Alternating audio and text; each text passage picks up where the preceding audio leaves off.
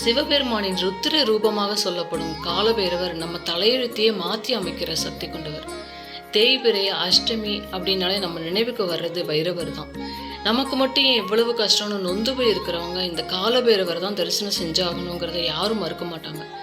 ஈரோடு மாவட்டம் Kangeyam main road Avalpoondurai அடுத்து ராட்டை சுற்றி பாளையத்தில் இருக்கிற காலபைரவர் கோயிலை பற்றி பார்ப்போம். கோயில் நுழைவாயில்ல உடுக்கை, வேல், சூலம், அச்சய பாத்திரம் ஏந்தி 4 கைகளோட உலகில் பிரம்மாண்டமான 39 அடி உயரமுள்ள காலபைரவர் சிலை இருக்கு. அவர் வழியா தான் கோயிலுக்குள்ள போகணும். காலபைரவர் பின்னாடி அவரோட வாகனமான நாய் பிரம்மாண்டமா இருக்கு. இந்த கோயில்ல வழக்கத்துக்கு மாறா தெற்கு நோக்கி இல்லாம மேற்கு திசை நோக்கி பைரவர் சன்னதி அமைஞ்சிருக்கு. இன்னொரு சிறப்பு அம்சமாக 650 கிலோ எடையுள்ள ஐம்பொன்னாலான ஸ்வர்ண ஆகர்ஷண பைரவர் சிலையும் இருக்கு. உலகத்துல எங்கேயும் இல்லாத வகையில 64 வகையான வடிவங்கள்ல பைரவர்களும் பிரகார மண்டபத்தோட மேல் பகுதியில சிற்பங்களா செதுக்கப்பட்டிருக்கு. கர்ப்பகிரகத்தில் உள்ள பைரவர் சிலையை மக்கள் தொட்டு வணங்கலாம். அர்ச்சனை அபிஷேகங்களை அவங்களே செஞ்சுக்கலாம்.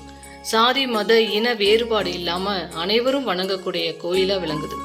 காசி பைரவர் கோயில்ல இருக்கிற மாதிரி இந்த கோயில் பின்புறம் மயானமும் முன்புறம் நீரோடையும் இருக்கிறதுனால இந்த கோயில தென்னக காசி அப்படின்னு பக்தர்கள் அழைக்கிறாங்க. இந்த கோயில்ல வாரந்தோறும் மண்விளக்கு பூஜையும் பஞ்சலோக பைரவருக்கு நெய் அபிஷேகமும் நடக்குது.